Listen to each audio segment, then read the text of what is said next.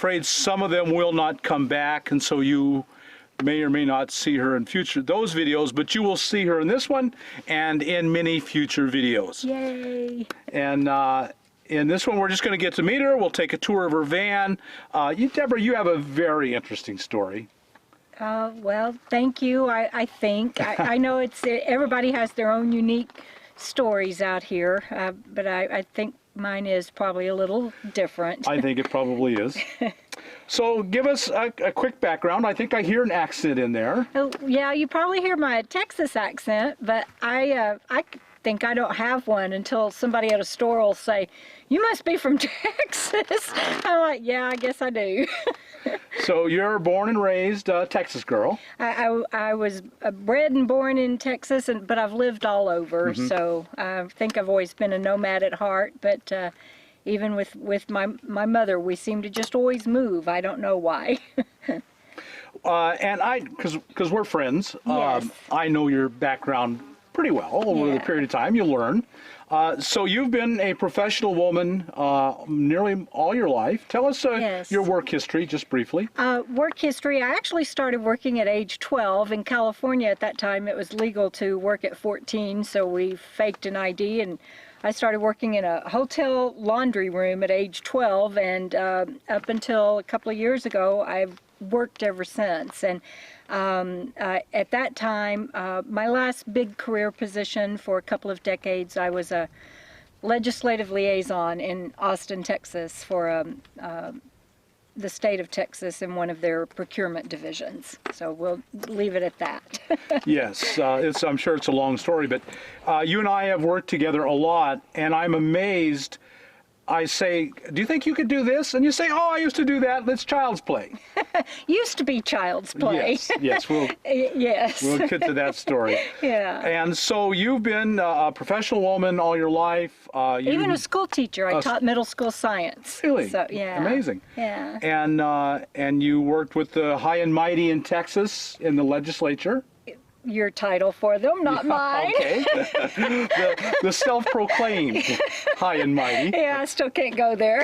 Okay. I detect a little hard feelings in there. No, I think you learn diplomacy and evasiveness, and when you work with them and for them, you certainly don't do anything that might come back to bite you. And I think that still is with me. So I can't give them any titles at this time. Okay. It sounds like a little bit of that politician flavor rubbed off on you. Evidently. Yeah, it's very, very walking the middle line. Exactly. Right. There's that Dolly Parton show where the guy always goes, I like to do a little two-step. I learned to do that really well. The politician two-step. Yes. Okay. And I know that you've owned at least one other RV, two RVs before now? Yes. Before my world turned upside down, my plan had been to retire. I bought a vintage 81 Ford Fat Body. She needed a lot of work, but I had about 10 years at that time to do that, and I started overhauling her and had replaced most of the things in her, and then I have a brain injury, and first one thing led to another, and I ended up having to get rid of her. And then I lived in a bumper pool for a while till I realized that was way more maintenance than I wanted to do and ended up being able to do. So yeah, I've had a Class B, a really nice one, and a modern bumper pool. That was really nice as well. But I love my van. You love your van. And so you were going along, living the American dream. You had success at work. You'd had a varied career. Did everything the right way. I Everything. had no credit card debt. I bought a house that was actually 9 to 11% of my income. Had all of the 401ks, the retirements, the IRAs. I did it by the book and exceeded at that. Excelled, yes. Yeah, thank you. I did excel at that, but I also exceeded guidelines. Oh, yes. I made sure of it and worked very hard, and and it's all gone. Right. All gone. So your world was turned upside down, and tell us how that happened. Well, I have a brain injury, and it's been in stages. Actually, it's from the original incident was from an incident a long time ago now. A foster son. I want to leave him out of it because it was not his fault. He was Down syndrome, and he had an episode from some things that were going on I didn't find out about till later, and caught me in the wrong place in the hallway, and I couldn't get away, and he beat me. I was in a coma. Probably shouldn't have lived. I still have fragments around in my skull that they just chose to leave and took care of the best they could. I recovered from that and built my new career and bought my house and was doing really well, like we just talked about, and started having seizures. Not epileptic seizures, or I couldn't drive, obviously, but kind of time and space and just losing memory. My husband at the time found me one time underneath the bed and asked me what I was doing. I said I was letting the dogs out. So, I'm sure that was a fun conversation. Yeah, found me another time, and I'd been standing in the garage for hours, and who knows why. And it took them about a year and a half to find out what it was. And it turns out it goes back to the incident with my foster son. And the official diagnosis is hippocampal sclerosis, scar tissue building up on the brain. It's stabilized for now, but there's no way to predict it. I had brain surgery to remove as much of it as they could. It was a one-time shot. It worked. I'm here. I'm not drooling. Very good thing. Exactly. So it's I'm one of the lucky ones. I'm blessed, and I never know if today's going to be my last day to remember who and where and what I'm doing. If it continues to build. So the scar tissue continues. Yeah, the scar tissue. I don't go back to my doctors anymore. There's nothing they can do for me. They wanted to keep doing the quarterly MRIs and all of that, but if it starts growing, there's nothing they can do. And a friend of mine, hi Leslie, took me to lunch one day, and she said, if there was ever a time to do a bucket list, sweetheart, it's now.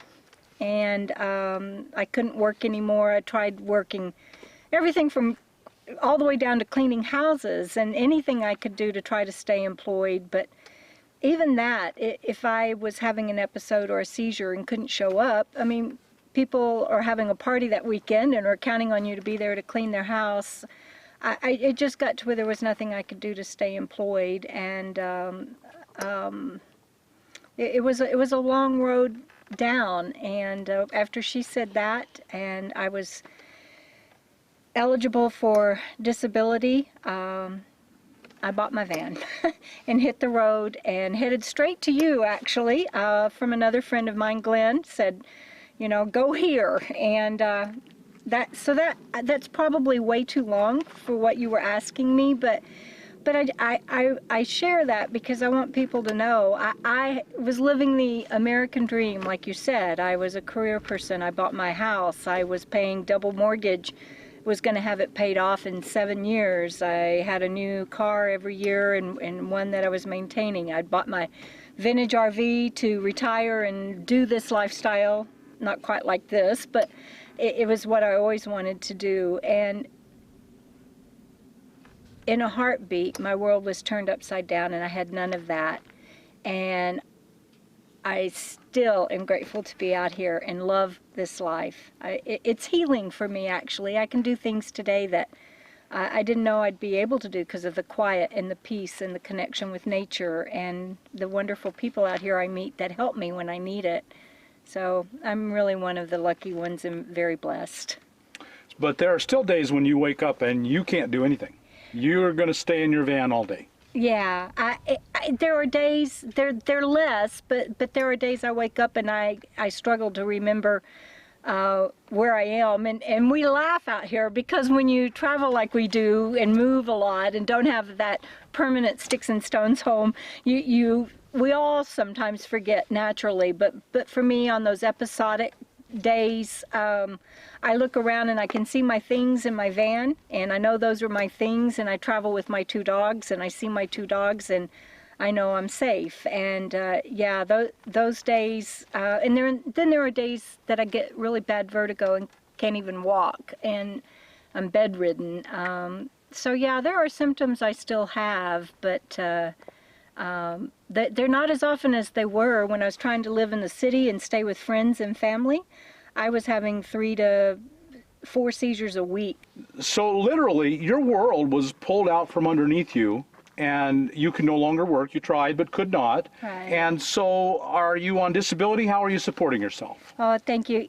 Yes, I ended up going on disability. I tried, I tried housekeeping, everything I could to stay employed, and there were just too many days I couldn't function. And so went on disability, and it is how I'm able to stay out here for now. And do you mind telling us what your disability is or how much you live on a month now? I don't mind. I don't want to sound like I'm hedging the question, but I honestly can't remember how much my check is, because it goes to my trustee. My best friend is my legal guardian and trustee, and I have so much a month that me and the dogs live on then for gas and groceries and food for them and everything, and that's $650. So whatever your disability is, and I think at one time you told me it was right around 900. Does that sound at all in the ballpark? I was going to say around 1,000. I 1,000. just don't want to be misleading because I can't remember. Okay. So. But because you're not legally able to be accountable for the money? Is that why it goes to the trustee? They wouldn't give it to you. They wouldn't give me money. Oh, wow. Yeah.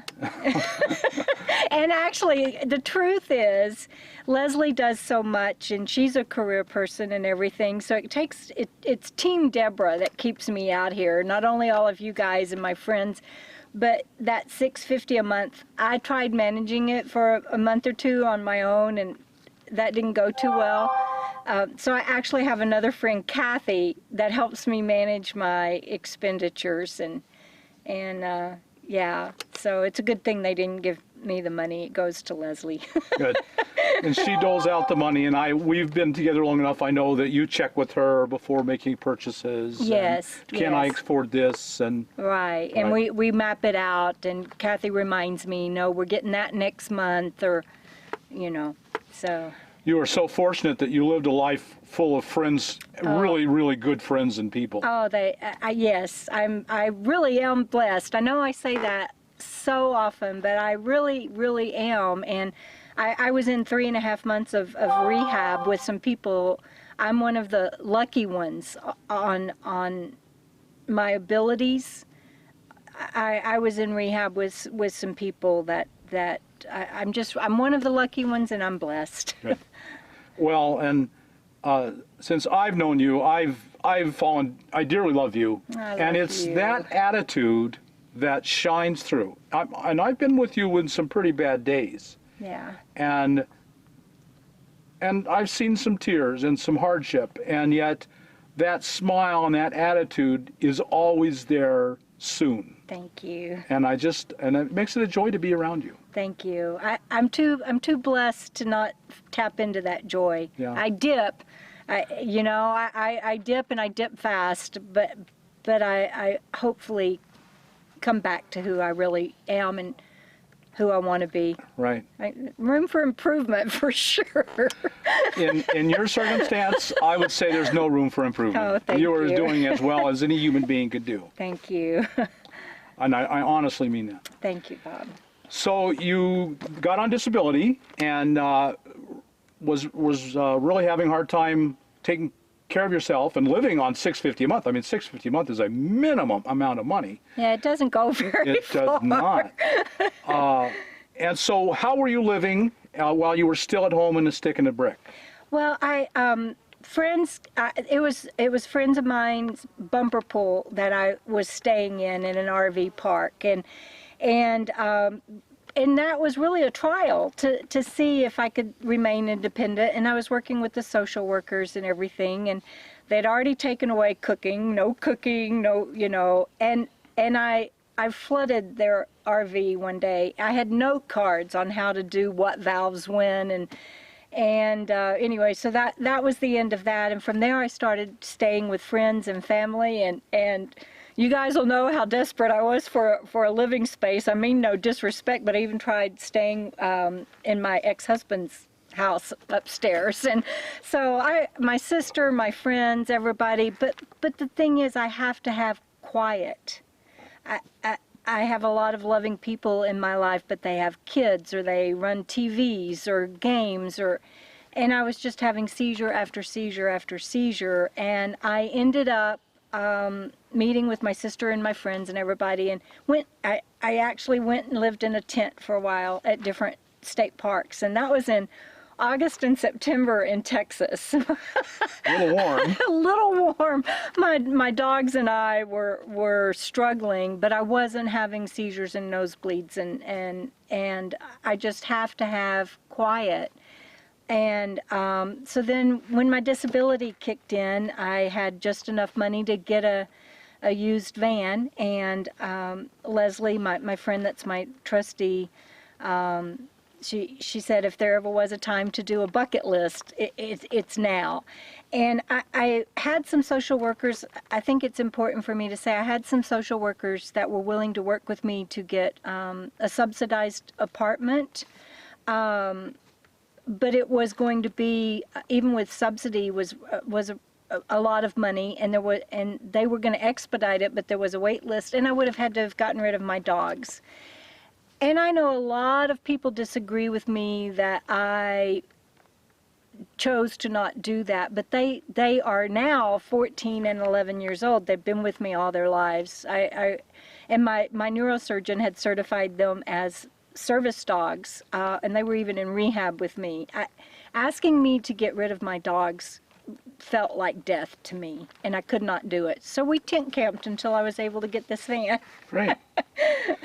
So for you, the solitude and the quiet of the van and the Yes. simplicity of the van. Yes, no plumbing, no electricity. Well, I have solar now, which we'll see, but yeah, simplicity.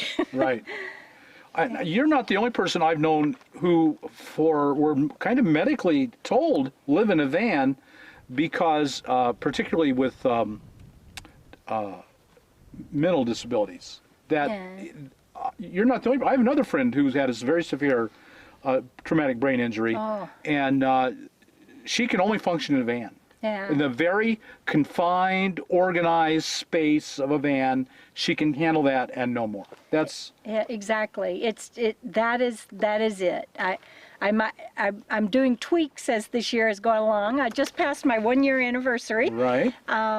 October 8th, I moved into my van full time and met you on the 10th or 11th last year. So this is 1 year. And I've done some tweaks, but it has to be kept simple for me. It just has to be. Right. So I remember that very well. You emailed me and said, Bob, Glenn Morissette.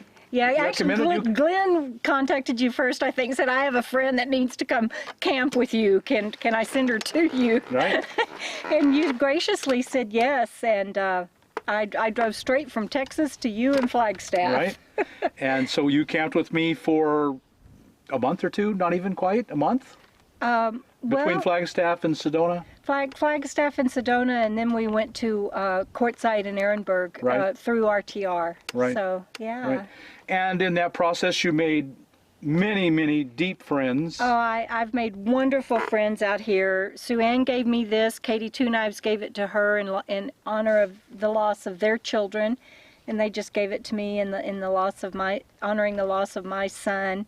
As you'll see when we look at the van, everything that my whole world is because of people I've met out here. Well, and the people back home that supported me through all of that. I don't ever want to discount them because I wouldn't even be here if it weren't for them. But since then, you guys have given me the quality of life I have today. I'm so honored. Right. And I'd like to say that I've never met any of your support system at home, but You have my deepest admiration and respect for the wonderful job you've done of caring so intensely and deeply for a friend. Thank you. Thank you, Bob. And so, at your 1-year anniversary, what do you look back on your van life, and what do you think? Oh, it's been healing for me. I really can do things today that I wasn't sure I'd ever be able to again. I still can't read books, which I just 1 or 2 pages and I have to keep going back and I can't connect the dots. So, but I'm able to still write, and I started losing that ability, and writing soothes my soul. Writing is who I am, and been busy a lot lately, so haven't written as much as I would like to, but just this has been healing for me in so many ways. And I know you still have some bad days when you wake up and the brain just simply will not function right. Yeah, and I obviously, if I'm stressed, like I can't do shopping when it's crowded. I can't do traffic. Any kind of external, too much stimulation. And I have telltale signs that I'm moving over into an episode or a seizure and have to really chill. But then there are days when I just wake up and I don't know where I am. It's just not working. There are days I have nosebleeds. There are days I have vertigo and I can't walk and I have to stay in bed. And like I said, if stress can trigger all of those symptoms, but some days I just wake up and the lights are on, but nobody's home. And I get to stay home. Wherever I am, I stay home, and I have all of my things with me and my dogs and beautiful backyards and wonderful friends. So it's a wonderful life for me. Right. You just get through the bad days because a good day's coming. Yes. So far, yes. I'm very, very glad for that. Right. And so your message to anyone who is wondering they have a disability, or of course there could be such a severe disability you could not do this, but right. Yours is fairly severe and you're able to make this happen. There goes something we're going to show you later. Just ignore it. Yes, I'm able to do this. I don't know any longer that I could travel on my own, but there's so many of us out here doing this, and I've made so many friends that at any given time I can say, hey, where are you? And hook up with people, and I'm blessed to have a friend that I travel with now, and there's always a way, unless the disability is so severe that you just can't. I want people to know, and that's why I'm willing to share my story. There is always a way to make this work. Finances, there's a way to get by on very little a month. There's a way to rely on people when you have to, and there's a way to be alone and be at peace when you need to. Right. Yeah, you are a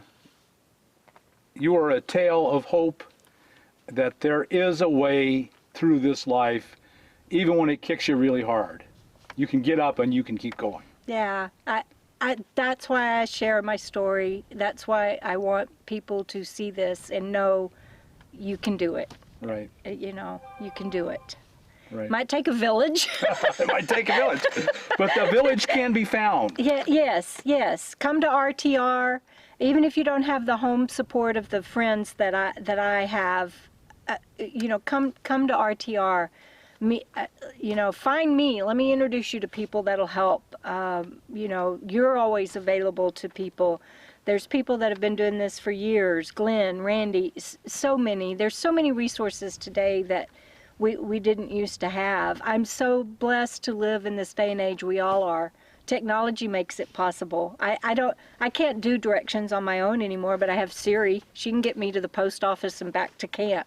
I can't do that probably on my own, but there's just a way. There really is. Thank you. Okay, well, so why don't we take a look inside your van now? I think you've got a wonderful home. I do. I have a great home. I can't wait to show you. So you're not bemoaning your life. You're not sad about your life. Your life is full of joy, and you love it.